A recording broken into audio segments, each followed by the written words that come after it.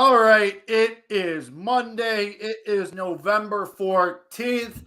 This is Bears Nation podcast brought to you as always by BetStamp. Go to BetStamp, use code BEARS, help you find the best prices, help you find the best value when you're placing your bets, and that will help you win more money. And who doesn't want more money? So go to BetStamp, use our code BEARS when you sign up for BetStamp. Help us, help you, help them, help yourself by going to BetStamp. This is Bears Nation Podcast. Myself, Jake Hasan, as always, with Kevin Lapka. And I'm just going to sit back for a couple minutes and let Kevin Lapka cook. What do you want me to cook about? The fact that I'm upset that we lost this game? Is that where we're going with this right off the bat? Because that's where we're going with it, Jake, because I put it in the description of this video. I know we're on completely opposite ends of the spectrum when it comes to this, and I know I'm in the minority when it comes to this. That game on Sunday is a game you cannot lose.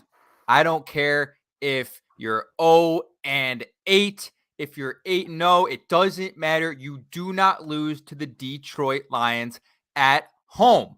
With the way that Justin Fields played, everything that occurred in that game, you don't lose. And for people saying, I don't care, draft pick, there's truth to it. Don't get me wrong. There is a silver lining to it, and I was watching Jordan Addison highlights. I was watching Jackson Smith and Jigba highlights and watching Quentin Johnson highlights last night. Trust me, I was.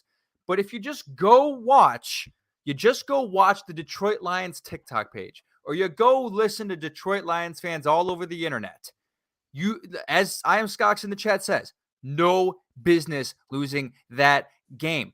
It is about establishing a culture, establishing a standard, and that standard for the Chicago Bears for pretty much the entire time that I've been alive has been you beat the Detroit Lions at home.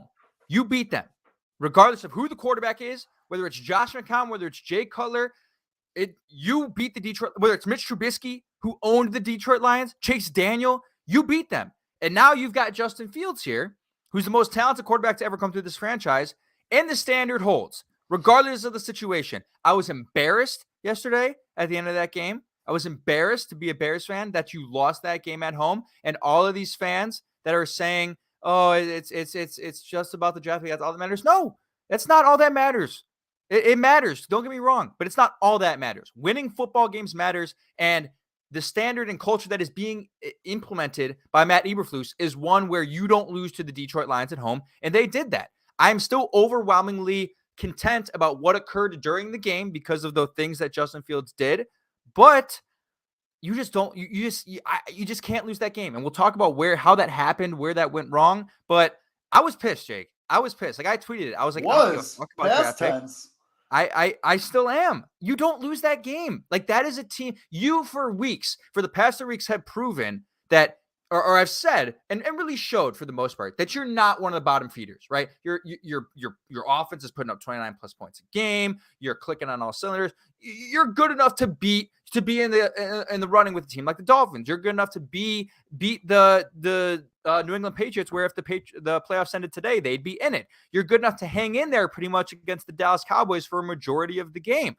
Like, you don't lose to that team, Detroit, at home, when the whole world is saying you're going to win. It's frustrating. I'm pissed. You can't lose that game. You improve draft capital. Don't get me wrong. I'm excited about the possibilities that are open to you because of having a top 10 pick, and I'm not going to be ignorant to the fact that it helps your franchise in the long run. But you don't lose that game. And every Bears fan should feel the same way, because for a majority of the time that these Bears fans have been alive, it has been a norm that you do not lose to the Detroit Lions at home in that fashion. And they once again found another way to just lose in just typical Bears fashion, just finding a new way to lose each week. It's insane. And, Justin Fields doesn't deserve it. Justin Fields does not deserve it. Like I posted on Instagram today on our podcast page, no help. And then it was a picture of Justin Fields, no help, because that's what he's got. He's got no help. And that's the end of my little rant. I'm upset, Jake. I know you're sitting. Jake, if you guys are listening to this in podcast form, which a majority of you are, Jake has just literally kicked his feet up on the desk and is just laying back in his chair, hands behind his head, chilling, because he's fine. He doesn't care. Bears improved their draft capital, and he's happy. Excuse me. Allow me to clear my throat for a second. This is great podcasting right now.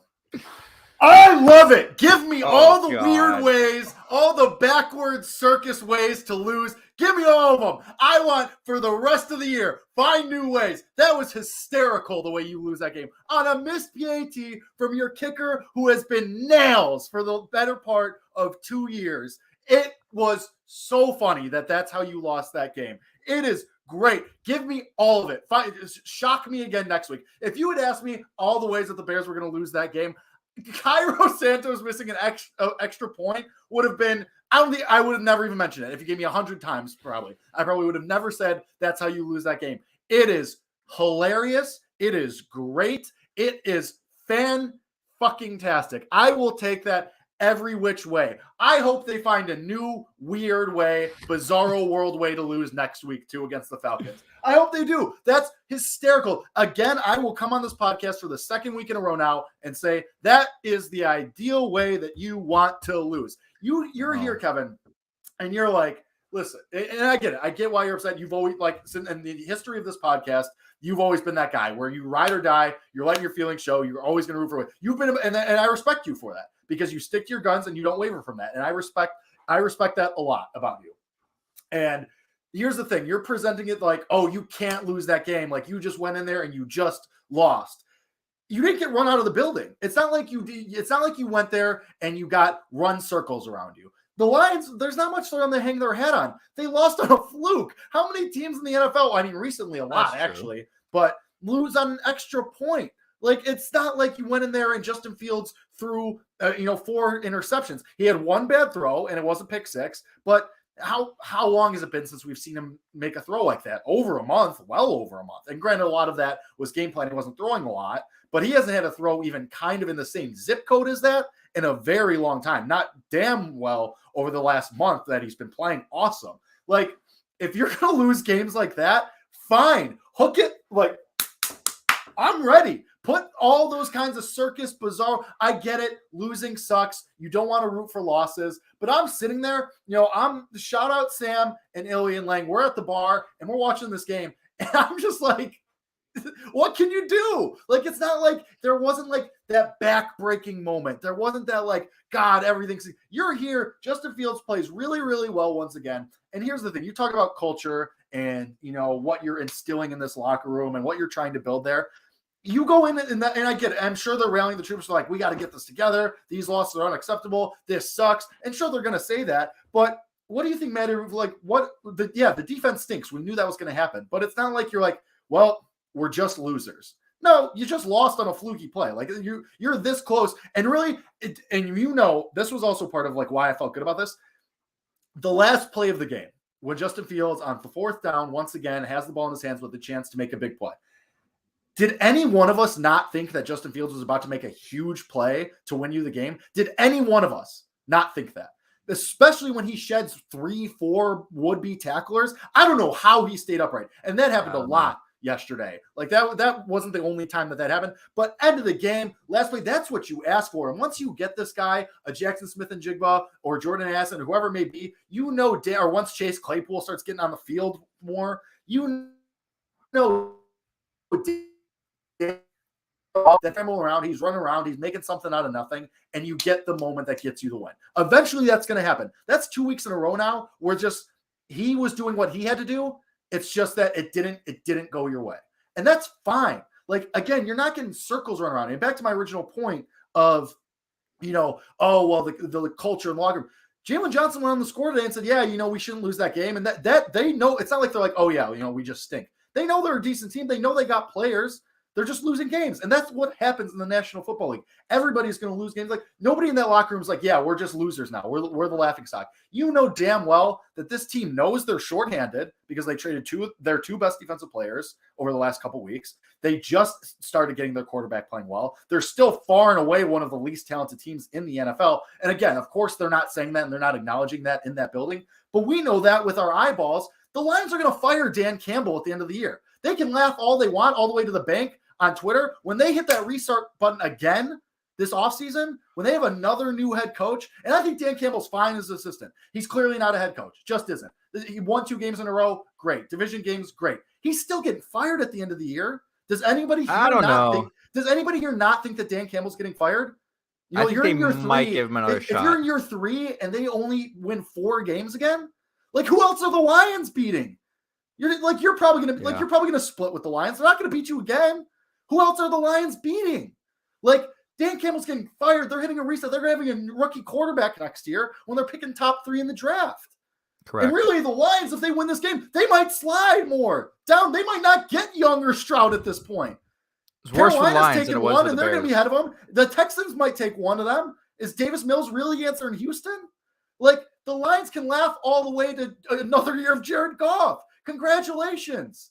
That's great. The Bears, and I know this stung to see, but Joe, and I know Joe's probably watching this right now, he's right. The difference between number 6 and number 22 is so insane. I get it, Kevin. You're right. You can find value later in the draft, but wouldn't you rather have the pick of the litter? Wouldn't you rather have the opportunity to take a Jalen Waddle? Of course you would. I get it. Yeah, and there's people in their replies, oh, well, Tom Brady's a 6th round. How many times has that happened to the NFL? Right. You want to be near the top. Listen, I told you guys time and time again, this is not a Super Bowl team. You want to be the Rams? You want to be the Rams and trying Matt Stafford out there to try and piece it together and hope for a miracle run? Is that really what you want?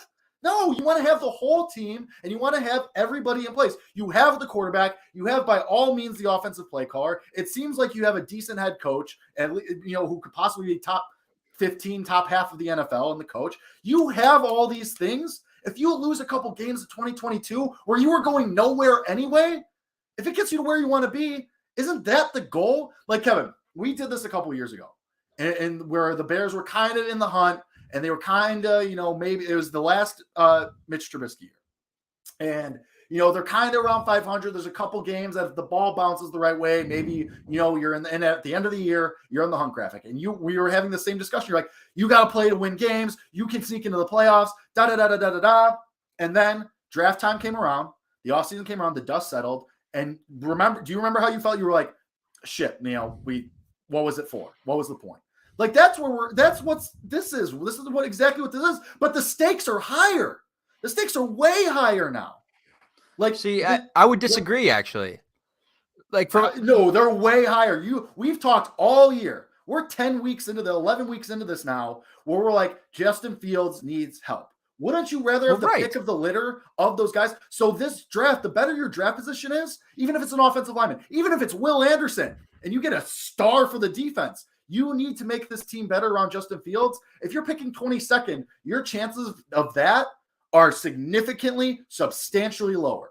Substantially, by leaps and bounds. So, yeah, maybe I'm a loser. Maybe I'm a jerk for rooting for losses. I'm not rooting for losses. I'm still sitting there. I'm invested still. I'm cheering just as hard when Cole Kmet trots in for that touchdown, when Justin Fields is making something out of nothing and scampering for those long touchdown runs. I'm just as invested. I'm not sitting there pouting when they score touchdowns. I like to see it just as much, but I'm still hoping that they find these backwards ass ways to lose, because then you're going to be in a better position once it gets to April.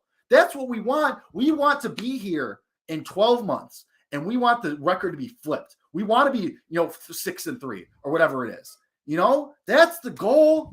That's the goal. Call me an idiot on Twitter all you want. Call me an idiot in the comments all you want. You're not. That's fine. Like, I get it. Oh, people who root for losses are so dumb and negative. Yeah. Like that you have to know where you're at as a football team. If you beat the Lions, so what? What does it get you? Yeah, you get a win column, and yeah, maybe it's good. But yeah, sure. Like, you think anybody in that locker room doesn't have pride still? They're grown-ass men in the NFL. Yeah, they still have pride. But I know it stings. I know it sucks to lose. But at the end of the day, if you want to get better, you're going to have to take some of these losses right now. It's not going to happen magically. Nobody's walking through that door and it's just like, hey, like Jacob Smith and Jigba, how do you expect to get him on the team? How do you expect on. How do you expect to tempt guys? You can throw money at people, but you got to make it an alluring situation. I know it's Chicago, it's a premier franchise. That only goes so far. You have to have guys that want to come play with your quarterback and with your team. Like, you can't just trade for Chase Claypool. And I've been very, very, very, very open about how I think Chase Claypool might not be that like superstar receiver. I think he can be good, but I don't think he's a superstar. If you want to get the talent that you need to make Justin Fields reach that next level and to get back to the playoffs and to win a playoff game and not just get ran through in a first division, like a first round game, like that's what you need to do. I know it sucks. I know you don't want to cheer for losses. You don't have to cheer for losses, but you're going to have to lose some of these games. Like you can't have both. You can't. You can't have both. You can, because the bottom line is you don't, and I am Scott just put this in the chat. There's a difference between, wanting and needing a top 5 pick. The Bears are in a position you don't. I could not disagree with that more. The only team that needs a top 5 pick are teams desperate for a quarterback. You do not need a top 5 pick when you have the quarterback figured out. All right. Now, the other factor that leads me to believe the way I believe about this certain situation is there is no Jalen Waddle in this draft. There's no Jamar Chase. Like I like Jackson Smith-Njigba. I liked what I saw from Jordan Addison last time when I was watching more of the type. I know Quentin Johnson is an athletic freak. None of those guys are in the same tier, in my opinion, right now as a prospect as Jalen Waddle or Jamar Chase or even Justin Jefferson. Back in 2020, well, and I know nobody's Justin fell so far. Like we well, saw right, that but someday. but as a prospect. As a prospect, for some reason, Jalen Reagor was taking over him. You know what I mean? So I don't feel the need. Like tanking to me is less of a priority when you don't need a quarterback and there's not that premier wide receiver that I want them to have. Like if there was a guy who was sure, like I'll be completely transparent. If Marvin Harrison Jr. were coming out this class, I might think differently. 100% transparently, I might think differently. But because there's not that guy for me, I think you can get the benefit of the doubt of establishing a good culture by winning football games with a young head coach and still getting a very talented player to help your quarterback, whether it's pick 10 or pick 15. Like these guys in such a loaded QB draft, in a pretty solid, defensive front draft. I gotta look more. I don't believe it's that solid of a secondary draft this year. Like you're not going to see a three wide receivers go before pick 10. You're not going to see that. Like the last wide receiver will probably be taken of those three. Say it's Addison and Jigba and Quentin Johnson. Someone else is probably going to like Kayshon Boutte's probably going to jump up there too. Like one of those guys would be available for you at like pick 17 or pick 15, in my opinion. Like, honestly, and now the benefit. So if we are talking, okay, the pass is a pass. I was upset. Sure. Like it doesn't matter anymore what I think about that loss. Okay. It doesn't matter that the game is over and the Tankathon currently has the Bears at 6th overall, I believe. Right. Yep. So now, regardless of my morals, I do have to think logically as a Bears fan. And okay, you're at pick 6. Like, this goes back to the point of not needing a top 5 pick. My best option, if I were the GM at pick 6 at this given moment, would be to trade back 100%. And you might even be doing it with the Detroit Lions. I mean, I wouldn't do it with a division rival who would probably be moving up to that spot to get a franchise quarterback. But if you're pick 6 and you can gain a lot of capital and assets to move back, even if it's just 3 spots and still be in a position to get in Jackson Smith-Njigba or Jordan Addison or Quentin Johnson, are you not doing that? I mean, you're 100% doing that. So that is the benefit of it. But that gets into the whataboutisms of like what Poles values, what he's looking for. But yeah, I mean, to your point, the higher you are in the draft, the more assets people are going to want to give up to switch with you, even if it is a spot or two. It's true. Like people are like, you really think the Rams? Like look what the Bears did to move from 3 to 2 in the Mitch Trubisky draft. Like look how much they and granted the 49ers didn't exactly use those picks well, but look what they gave up for one spot, So what if I told you this? Okay, I get what maybe you don't love the receivers. Fine. What if I told you, okay, because also you're tied in the win column now with New Orleans and who else? And Carolina. And you're tied. So you're at 3-7 with Carolina, New Orleans, and Jacksonville. And Vegas has one less win than you. So you're in the ballpark here. Like, you could very easily be picking 3. Like, now, if I told you, I get it. Like, this is why I think you do need a top 3 pick or top 5 pick. Because look at the state of what the defense was. Now, you're telling me if you can't get Will Anderson or Jalen Carter to be the cornerstone, to be the centerpiece of that defense for the next 10 years. Like that, those are two guys that are transformative type of players for the defense. That immediately makes you a playoff team again because your defense is competent again, and we know what the offense is. And then sure, maybe draft Kayshon Boutte or whoever at the end, trade back into the first or in the second or however. I don't know. Sure, I don't know. if you don't love the receivers, then you go a different way. You get Skoronski to protect Justin Fields for the next 10 years. That'll do wonders. Like even if it's not a receiver, sure. And I know why people are fixating on the receivers. And I agree. You need a superstar receiver, whether that's through free agency or the draft, whatever, that remains to be seen.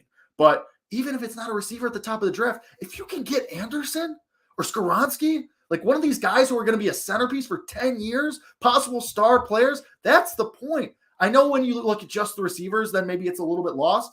But dude, like they're at the top 5, you can still get a dude that transforms your offense or especially your defense if you're top 3. Like if you're the third pick and you get Anderson, I will come on this show and I also, yep, Bears 10 wins playoffs. I will 100% do that. That's the type of player, especially that Anderson is. Like that's a transformative type of guy. That's what I'm rooting for. Like that's like maybe yes. Okay, am I gonna be upset about losses? No, because and this is always me as far as long as we've done the show together. When it's seasons like this, I'm already looking to the future. Like I'm already looking to next season, and we know that next season is when that window gets thrown all the way open for the Bears. That's like, of course, assuming you use the money correctly and you draft some guys again. Like Ryan Poles, after one draft, have pretty decent confidence that he can pick guys in the later rounds that can be contributors too. So imagine what Ryan Poles is going to do with a top 5 pick. Like that's what I'm rooting for here. I'm not rooting for losses. I'm rooting for future wins. And maybe that's galaxy braining it to present it like future wins. No, it's but not. Like, that's what it is here. I have the same goal as everyone else. Everyone in the chat, everyone listening to this, everyone watching this, everyone on Twitter who wants to be mad at me and mad at Joe and mad at everyone else who's saying wins aren't that bad or losses aren't that bad and it's okay to lose these games. Go ahead, be mad, but this is so much better for next year. And I'm sorry if that's annoying and I'm sorry if that sucks to hear. Yeah, of course. But like that's how you have to look at it at this point because that's where you are. You're going nowhere fast. So you might as well rack up some losses, try to get that top 5 pick, and try to get one of those guys like Anderson. It's not annoying. I understand where you're coming from. Now, here's the flip side of that coin when you're talking about how it correlates and relates to what happens next year. Part of what I'm afraid of and part of the reason why I root for wins, at this point is would you feel a lot better about your projection of the team going into next year if you're able to look back on this year and say, hey, we beat the Detroit Lions with ease. We were hanging in there. We beat a good team like the Patriots, right? And you carry momentum into 2023. Now, say you lose out, say you end 3-14. What belief is there in the locker room that, hey, whatever Matt Eberflus told us throughout the 2022 season is going to correlate to wins? Oh, we got to keep going. We already heard from Justin early in the year. He's tired of being told we're this close, tired of being told we're almost there. Like at some point, especially with the style that Matt Eberflus coaches, we've talked about before with hits, and he's very, the more you run, the more you practice, the more we're going to, win on the field. And the more he preaches that, and it doesn't equate to wins, like it gets hard to believe. It gets hard as a team to believe. And now it's not saying that if the Bears were to end up with a 5-win season, that it's impossible for them to be good next year. But think about it. Would you rather go into next year where that the window is open next year? A lot of other teams in your situation who are tanking, who need a quarterback, their window is 3 years from now. It doesn't even they have to draft the quarterback, then groom the quarterback, then enter their window. Carolina's screwed. Sure, Carolina's screwed. Like the Bears are still in the best situation of any team in the rebuilding phase in the NFL by far. Not even close. Like it is not even close. But those teams that are currently losing games like this, who can really validate the tank argument, have nothing to play for next year. Don't have to look back at this year's games and use them as belief factors for next year. The head coach is probably going to get fired, if not already has been in the case of Carolina, right? Like or Indianapolis. But I think when you are going into next year and you're looking at, okay, it's July now and it's June and we're on this show and we're talking about how good can this team be? Can they compete? You know, you're going to sign free agents, you're going to draft rookies, but it's still unknown. Those guys are unknown. Chase Claypool, a guy you traded for 10 days ago or 11 days ago, is unknown, right? Like you don't know. You don't know if Ryan Poles is really good at drafting in the first round. He hasn't drafted anyone in the first round yet. You know what I mean? A lot of busts come out of the first round. The risk factor is there.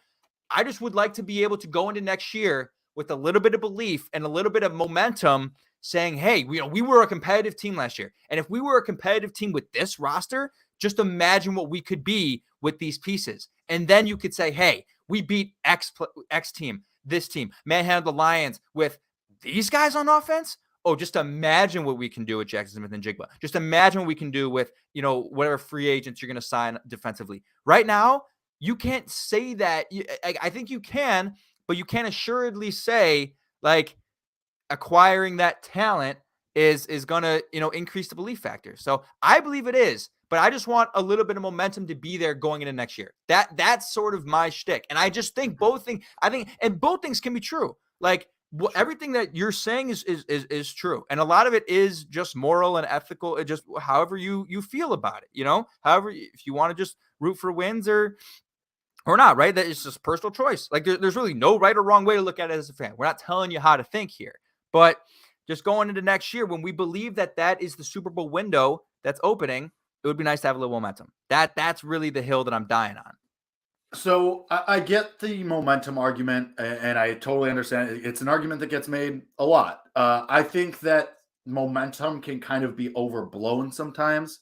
Like look what happened to the Rams. The Rams had the most momentum in the entire world, coming into this season after a Super Bowl. The Bengals had the most momentum in the entire world after a miracle run in the playoffs, and look where it got them. They're kind of just an average team now. I would share your worry about maybe this team, like, not being, being a little down or not, having the momentum to get up for next season or, however you want to say it. You know what I'm trying to say. I would be worried about that more if you told me, oh yeah, this team's going to be exactly the same next year. Like exactly how it is now. That's exactly what it's going to be next year. Then yeah, I'd be like, well, shit. Well, you're screwed then. But there's going to be so many new faces and just Justin Fields in his third year. Like, are we really worried that Justin Fields is going to be like, well, another losing season. Let me just kind of like sit back here. No, not like that. That's not going to happen. Matt Eberflus isn't that type of coach. Like in his second year, there's still going to be that belief factor. And I just go back to there's going to be so many new faces that are going to be like the hype is going to be rolling. Like people are going to be ready to talk up the Bears. Like look what happened this year with really nothing. And we were just excited about just Justin Fields on his own in year two as the unquestioned starter. Like look at how much hype we got for like that. Imagine when you add a couple offensive linemen, a couple receivers, like then just imagine how that hype train starts to get going. And I go back to my original point on this too. I would be worried about this. You say you look back on the season and you're going to be like, oh, what are you going to point out? That would be fine. And like, that would be true if, again, you were getting run circles around you. If you were just getting laughed out of the building, you're playing what? Like your offense is playing so good right now. Like Cole Kmet, his stock is going all the way up. Justin Fields looks like 100%. He's going to be a star. Like you're playing well, like on offense, especially. Like you're playing really well. So when you look back at the season, you're going to be like, look how we progressed from the first 4 weeks to then right after that mini bye, look what happened. And look how our trajectory and our arrow went up and up and up and up. And again, it goes back to the most important position in sports, the quarterback. Look how well our quarterback played. Look, imagine the jump he can make next year. Imagine what's going to happen when he gets actual weapons. Like I'm not worried about that because this team, it's going to be built in for them to get hype. Yeah. What's better for establishing the culture is when you come shot out of a cannon next year. And when you're like, and you're ready to go and you hit the ground running and you got the track shoes on. Like that's what's great for culture. When you're a good team. You're not a good team right now. What's great for culture is adding guys and having new faces. Like you think, like, let's say, they sign a premier offensive lineman. You think he's going to walk in there and not be the captain of that unit and not be like, all right, boys, let's fucking go now. Like, you think that's not going to happen? Of course, no, I think it will.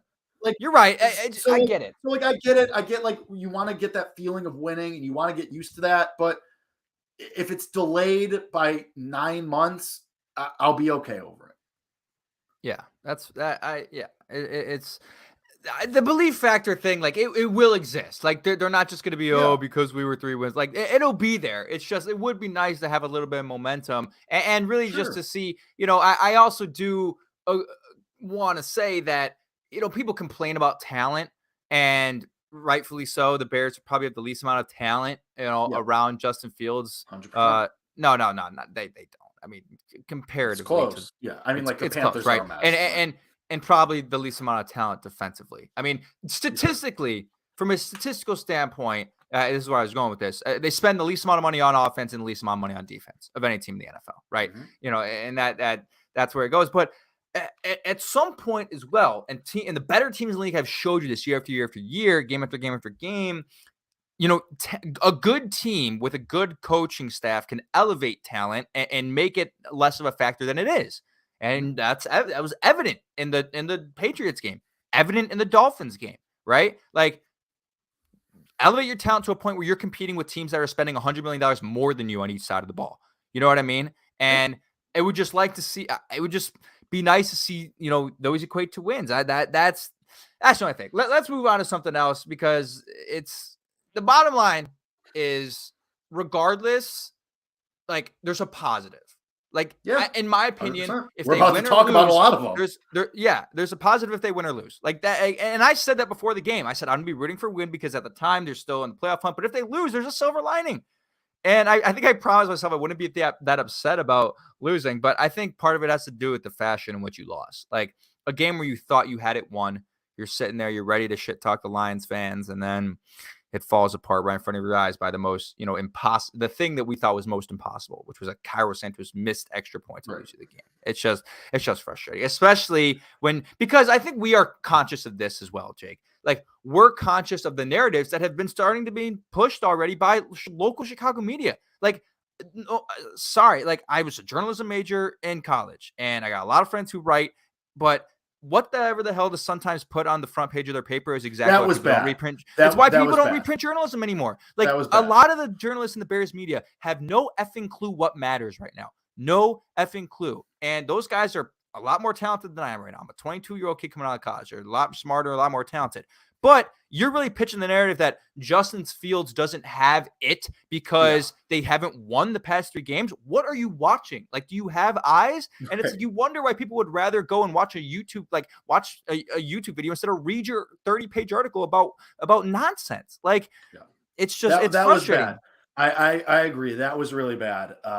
Because I mean, like I said to open the show, did any of us really not have the feeling that Justin Fields was about to make some crazy play to win you the game there? Like, and this is how we can start our, conversation about the actual game.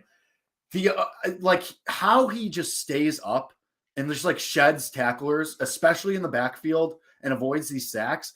It blows my mind. Like, let's talk about that last play on its own. Like, he got hit 3 times before he actually went down. Like, he's just shaking dudes off. And again, Justin Fields is a big dude. He's 6'3" and 230 or something like that. Like, I think that's what he's listed at. Like, again, he's a strong man, but how he does this, when he does the reverse roll, when he does the roll, the flip back, it's it's almost sexual content. Like, it's it's magic. It's legitimately magic. Like, I don't know how he's going and then he just flips and he's gone. And it's crazy. Like, he's just he's just elusive. He's strong. He takes these hits. He shrugs them off in the backfield, and he still makes good throws, for the most part. And of course, as he gets, more mature and as he becomes a better quarterback as he ages, that'll get better too. Like, there's no reason to think it's not going up. Like, his just pure athleticism, that happened multiple times yesterday where he gets hit by one guy and he looks like he's going down, and somehow he's still up and he's running the other way, and now he's all by himself. Like, that happened at least 3 times, probably more yesterday. It was crazy. It's an insane natural ability that you're like, holy shit. Like, it's just that holy shit factor. Like, it's crazy what he can do to just evade guys. I might declare it now. Oh, I don't even know if I want to do it because I'm going to get roasted for it. He might end up as the greatest rushing quarterback of all time. Like, at this pace, mean, it's not crazy. It's not crazy. Like, you're not the only person to say that. He is as explosive and has as much burst as Lamar Jackson. He's just slightly less elusive. And but from a statistical record standpoint, like he'll probably end up owning a lot more records. Like he just might. He's like, on that track. He's on that track. Lamar had to put the weight on. Justin's a little faster right now. It's just, yes, what he can do is insane. And I'm again about the narratives that are being created. I am so sick of already. It's been 3 weeks and we're already starting to see, oh, he's a running back. Oh, all he can do is run, pass more. He doesn't have the ability to pass. Happen. Oh my God. It happened to Lamar. It happened to Jalen Hurts. That was always going to happen to Justin Fields too. Yeah. That was always going to happen. But I need people to understand that he is a far more capable passer than both Jalen Hurts and Lamar Jackson. Like, it's not even close. Said this because I had somebody tweet me being like, what do you say to the people who are nitpicking Justin Fields throwing and saying that, I said, it's easy if you look at the box score. I get it. If you're just looking at the box score and it looks bad, if you're just like, if you didn't watch the game, if you're not watching the highlights, it looks bad if you just go look at the box score on its own, like in a vacuum. Yeah, I mean, the numbers look terrible. They look awful. But if you're watching that game and some of these throws that he's making look great, like these people are choosing to ignore the throws he is making. Yes, the volume isn't there. Yes, the yards aren't there yet. And again, this goes back to look what he's working with. Chase Claypool couldn't even see the field for some reason yesterday. Don't know what that was about, but we'll get into that. But the throws he is making, like, are great. Like to find Cole Kmet when he did. Like, and granted, he was on the run and there's kind of a broken play, but to still be able to find Cole Kmet there. Like he made multiple throws yesterday where it's like, oh yeah, like reminiscent of the touchdown throw to Darnell Mooney against Miami. Like those are great throws. Like these are awesome throws. He's just not letting it fly right now because he's working with, Equinomia St. Brown. Like he's working with guys who just aren't very good. And if he can run and if he can break off these long touchdown runs, yeah, of course you're going to do that because that's more likely to get you touchdowns, obviously. Like, yeah, people who are nitpicking Justin Fields throwing are choosing not to look at the throws and look and like evaluate the throws that he is making. You're making a choice. Like you're choosing to be ignorant to that. And which is fine, but like we all can see it what you're doing. Right. Like you can say that, but you're wrong, right. And you have to admit that. Like again, how many plays of 40 plus yards have they hit on through the air this year? I mean, how many? Yeah. I mean, they're the most explosive rushing team in the NFL. Probably going to end up being the most explosive rushing team in NFL history. Probably going to end up as the best rushing team in NFL history from a yardage, a seasonal yardage total. I would have to go back and check the pace, but we talked about this a couple of weeks ago about where they were. They needed a couple of other good games to kind of surpass the pace of the 2019 Ravens, and they have done that, rushing for 200 plus yards in the past 4 games. It's absolutely insane. But when you talk about pure totals from the passing game, it's going to be hard for him to get up to even 250 when he's throwing the ball 16 times only, and he's not hitting on plays past 30 plus yards very often that are going to add up for you. And it's not his fault. Again, protection was another big issue last week, or not last week, yesterday. It was bad. I mean, again, you lose Tevin Jenkins, and Mustafa is still alive. I know people have stopped talking about it. He's still a liability there. Now, I still believe that a line comprised of Braxton Jones, Cody Whitehair, Lucas Patrick, Tevin Jenkins, and Riley Reif can be good for you, but you're just missing too many pieces right now. You lost your best offensive line. Are you out on Larry Borom? I'm not out on him, but he's not the answer. He will not be the starter at right tackle next year. I love the guy. He sent me a signed football and one of his playing cards. Cool, but I can't be confident in him being the right tackle next year. Given what we've seen from him so I think far. that's a fair criticism. There's a chance that he could develop and get to that point, but Riley Reif has looked like the better player this year. I'm not saying he's going to be the right tackle next year, but I think it'll be probably somebody else other than Larry Borom. So, I mean, the offensive line was part of the issue there, and I really think of one play where he had a clean pocket and he goes through 3 reads and hits Darnell Mooney on like that 25-yard strike. Like the one play I can remember where he has a clean pocket is when he, is able to go through his reads, finds Darnell Mooney. It's like, oh, okay. So you give him a little time, then he can go through his read progressions and throw an absolute strike to an open receiver. Wow, what a concept! Like he is this guy, Justin. He's going to be an MVP candidate next year. I mean, Jake, Joe Ostrowski, our guy, your guy, really. I don't know if Joe likes me very much based off our interactions on Twitter. He's all in on Justin Fields, Offensive Player of the Year. He has Yeah, money he on is. it. He does. And what did he said today that he bet on Justin Fields Offensive Player of the Year 500 to 1. I saw the clip of your reaction when he did it, and it was hilarious. You couldn't believe it. I was shocked. And now it's down to 50 to 1 Mhm. because he is putting the team on his back. Like literally he's the best player on the field the past 2 weeks.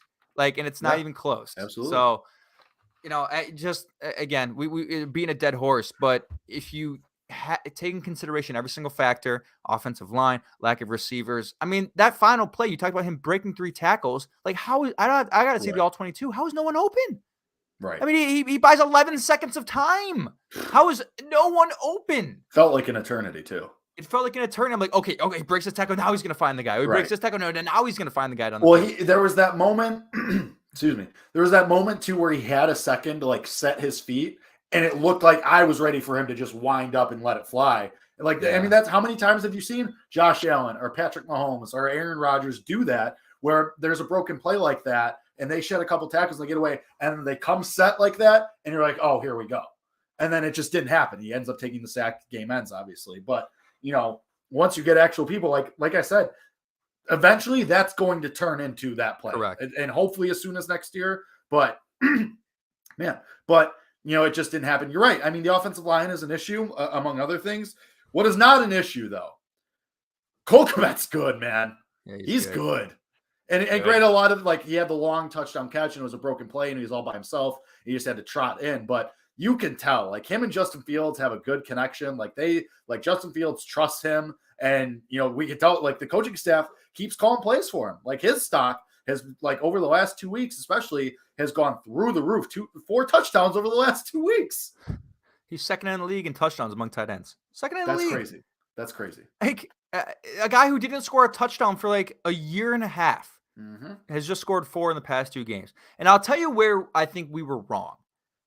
We gave the benefit of the doubt to Justin Fields and to other players on the offense of the incompetence of the coaching staff last year to put them in good positions. Sure. We didn't give the same benefit of the doubt to Cole Kmet. We did not. I mean, the way that they're utilizing him is reminiscent, I've already said, of what is being done to Travis Kelce in Kansas City, what they do with Mark Andrews in Baltimore. And we were right about the fact that, Cole Kmet isn't one of those guys. He's not as fast. He's not as athletic. But you put him in the right situations. You play to his strengths, see what he can do well, and he's going to produce. And they are using him perfectly. And it does wonders for your offense. And again, you're discovering now, hey, this is a guy. We don't need to pick a tight end in the draft, maybe until the 6th round. We don't need to spend money on Mike Gesicki. All of those questions and considerations are out the door. You have a tight end 1. You have a tight end 1. 100%. He's probably right now playing the best tight end since Greg Olsen for your franchise. Oh, 100%. 100%. That's not even close.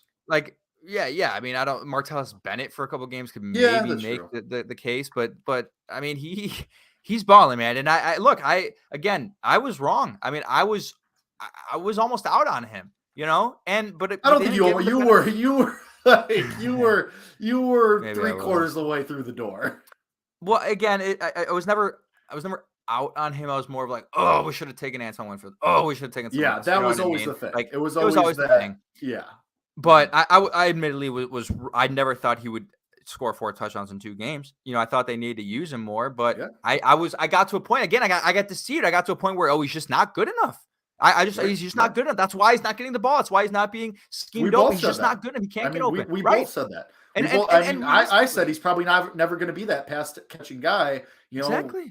He could be useful, but he's probably just never going to be as effective as he was now. And then, I mean, listen, I got credit. I called it. I called this. Once that Chase Claypool trade happened, I was like, watch the trickle down effect here. And I did not expect to this extent, but this is the dream scenario. This is Justin Fields' safety blanket now. He's got that trust factor. He's gonna have him underneath all the time. And now clearly he can rip off these broken plays, or even last week, where he just runs it in and he's running guys over. That's a huge piece for your offense. That's another thing for next year where you're I know the Darnell Mooney Justin Fields connection has been a little bit underwhelming this year, and that's probably mostly a product of the passing offense. But like, what is the reason that we don't think that Cole Kmet and Justin Fields next year can be what we thought Darnell Mooney and Justin Fields were going to be?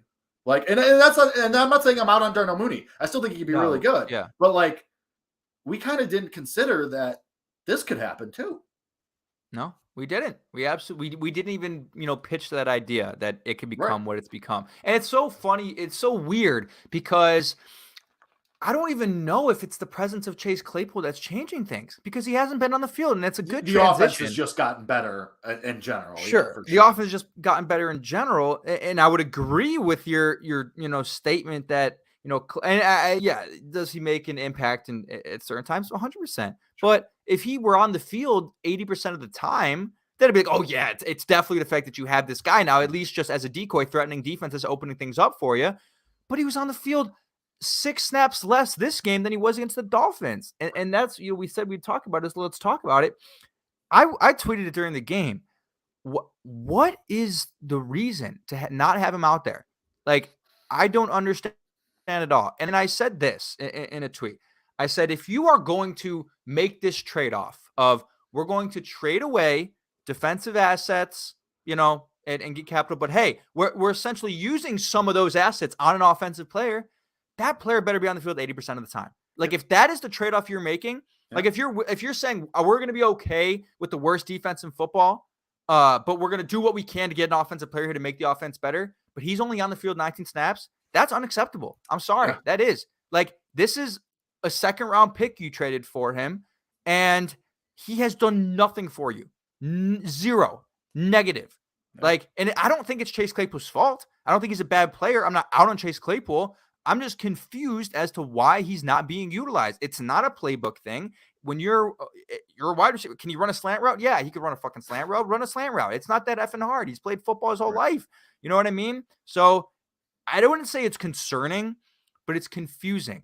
It makes no sense. And for the value that, like, our whole point, half of the point of him getting traded to the Chicago Bears was, we know probably he may not be here long-term, but he's at least here for the rest of this year and next year, right? So, it's good that we traded for him because we have these 9 games now for him to get acclimated and connecting with Justin Fields, and they haven't done that. There's no connections being created. You're wasting these games that we talked about are valuable for that connection. So, I know there's people saying, he's only been there 12 days.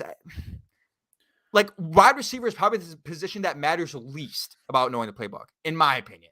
Like, I mean, you still got to know like what routes and stuff. Yeah, I mean, like, hey, run a go. Probably, I think it's. I think you're right. It's not concerning yet. It is confusing. It could be explained away completely. I mean, maybe it's just he's simply not ready. Maybe he's simply, maybe something happened in the Miami game where he has something that's hampering him a little bit, some kind of nagging injury. I don't know.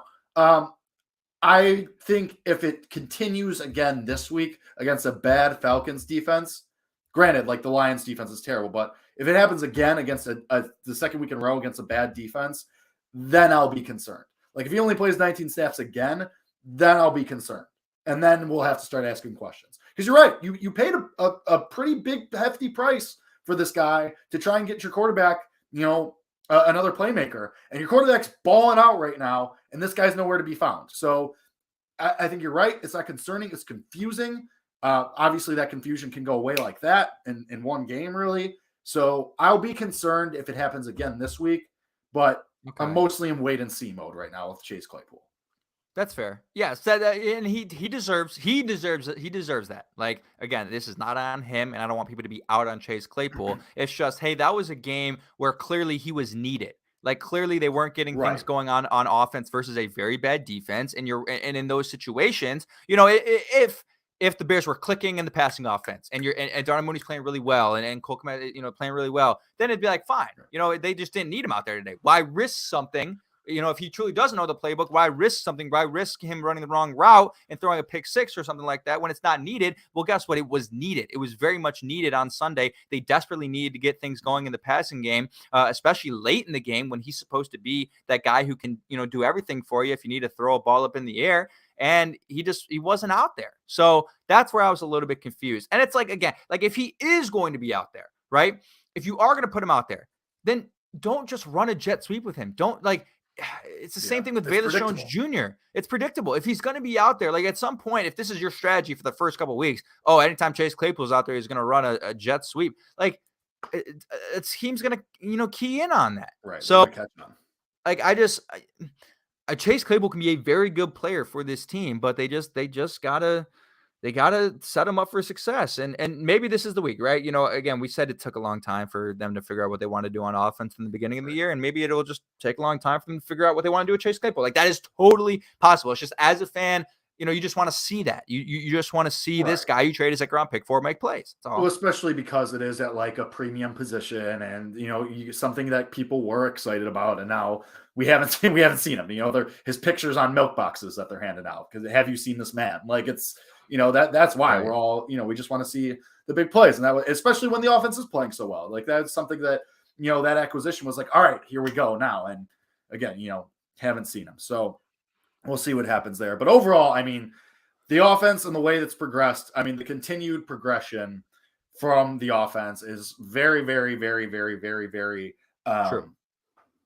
very heartening and very encouraging to see because, like the gaudy passing yards aren't there, but the touchdowns are there. The running ability is there.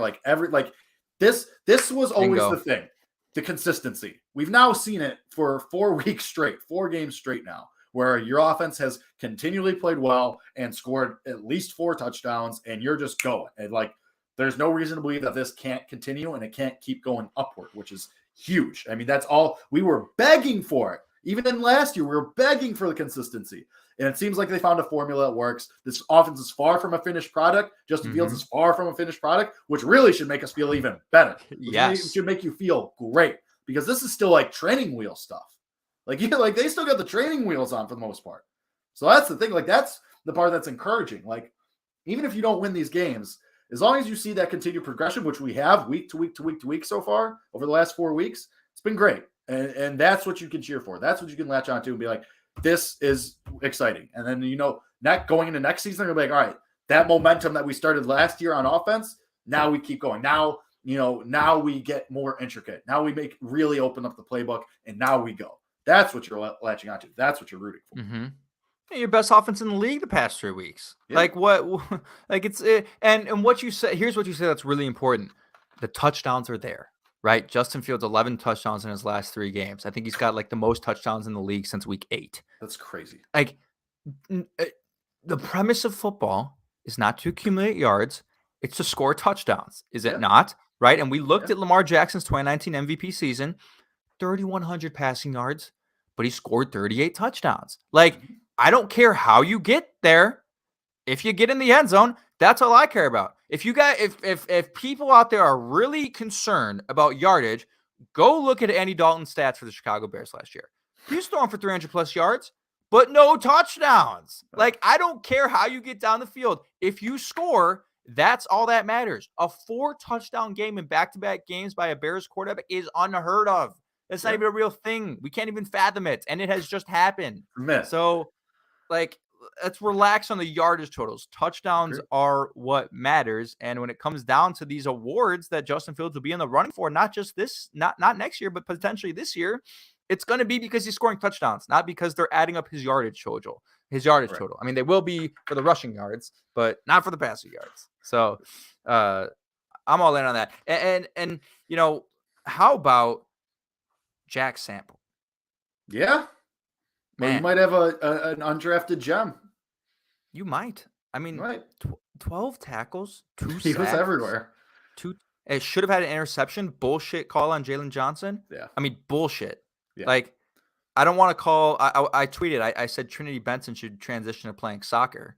The way he's flopping, but I actually think he tore his ACL when he planted. So I do kind of feel bad for him because he hobbled off the field. I don't know, but the bottom here's the thing about Jack Sanborn. Right? Does it not prove to you how right we were and maybe how right Ryan Poles was about the value of Roquan Smith? I mean, if an undrafted rookie can put up better numbers than Roquan put up all year, then how would Roquan Smith have been warranted to earn $20 million a year? I mean, Jack Sanborn's probably not even making $1 million a year. And he just put up a better stat line than Roquan Smith. Granted, this could have been like a first start of the year pop. Yes. Gotta see it for a couple more weeks in a row. But again, when we talk about value, yes, this guy is an undrafted rookie who just had a better game all season than what Roquan Smith did at all. An undrafted rookie. And one guy, the guy you traded away, wanted $20 million. And this guy, look up his salary. What's he making? He's probably not even making $1 million. There's no way he's making $1 million. Right? Like, this is the definition of value. This is the definition of good value and good, how a good organization operates. They find these guys. So I'm extremely impressed with Jack Sanborn. And it's not out of the question. He is making base salary this year $705K. I mean, he should have had a pick. He should have sealed the game with an interception. Like, the guy was all over the field. And it's the Lions offense, but it is Jared Goff. It is Jared Goff, but would you rather pay a guy $20 million, make him the highest paid player position, or get a little bit of value out of a guy you're paying $705,000? Well, you made a good point. This is what good teams do. Like, this is what, if you're the Bears, that's exactly what you need. Like, you need to find these like unexpected gems. If Sanborn is that guy, I'm not saying hand of the 10-year contract right now, but if he turns into even if he turns into a rotational guy who's an undrafted free agent, like, that's still a valuable piece. So yeah, I mean, Jack Sanborn, credit to him, played really well, played really, really well. So credit to him. Hopefully he can be a piece. That'd be great for Ryan Poles. That's one less thing you have to worry about. So yeah, 100%. But this was good, Kevin. I feel like you got a lot out. I feel like you needed this. This was Bears therapy before Bears therapy. It was. I definitely needed it. Because I'm still, again, I still gonna root for the wins and whatever, but the silver linings are there. I just need to be reminded of the silver linings, right? Yes. And that's why last night I watched the highlights. I'm not lying to you. I watched like 25 minutes worth of wide receiver draft. I laughed when I saw that tweet. That was very funny. So it's all gonna be okay. It will all be okay. It's all gonna be fine. It's at the end of the day, you're playing close, competitive games, and your quarterback looks awesome. It's all going to be fine. Everybody take a breath. Everybody just woosah for a second. It's going to be okay. It's all right. A couple losses are going to be okay. So, as always, this has been Bears Nation Podcast. Thank you to all the commenters, all the viewers live, as always. Thank you to the listeners and podcast forum. We, of course, love and appreciate you just as much. Everybody go to BetStamp, use our code BEARS to get the best prices, get the best value, help yourself make some money by going to BetStamp and using our code BEARS. For myself, for Kevin Lapka, this has been Bears Nation Podcast. I promise it's all going to be okay. We will see you Wednesday to preview the game against the Falcons. So until then, bear down. Bear down.